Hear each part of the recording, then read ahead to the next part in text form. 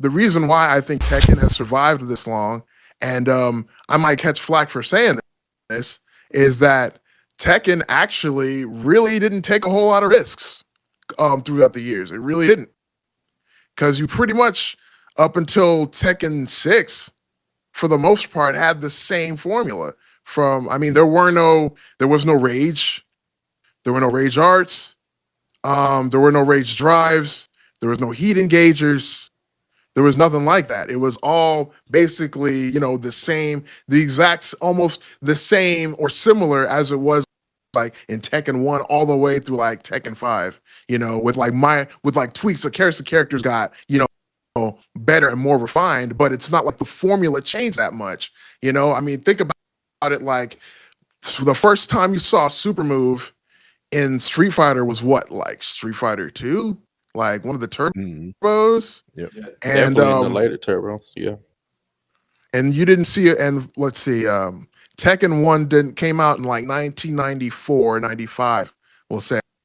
So Tekken 7 came out in 2015. So you didn't really have like super moves until like 20 years later, after basically every other fighting game had taken the risk on implementing super moves. Like even like what do you call that?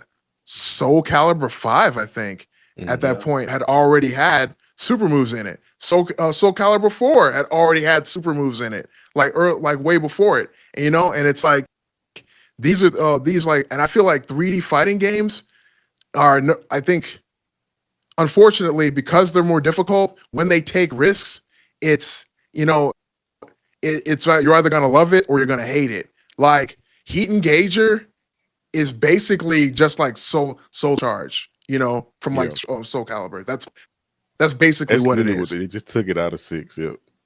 Yeah, they just took it out of 6 and just put it into Tekken. Like basically that whole heat.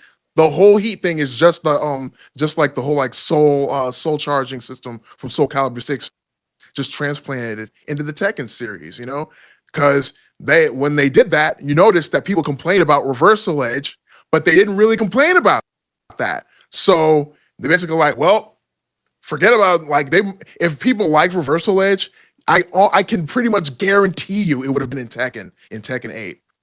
It probably would have been in Tekken 8. But since people didn't like it, they didn't put it in there. So they just like cannibalized Soul Calibur 6's like mechanic and just put it in there, And I mean, like I said, like they didn't really change the formula that much as far as like the way the characters work, really, like until Tekken 6. And that the only thing they did in that game was add rage, which really was just kind of like, oh, they get stronger when you're about to lose. And so the bound mechanic. Yeah. So I mean, it's like they didn't really change it that much, going like up until like Tekken 6. And then that's when they started taking more risks. So I don't know. I think like risking 4 though, if you think about it, because they like the stages. Remember how you had like elevation? But as far as the way the characters worked, like, you know what I mean? Like, you all right though. Like they didn't really change the way the characters work. Like they're new characters. You got Craig Marduk and Steve, but as far as the actual way the characters mechanically worked, they didn't really change them that much.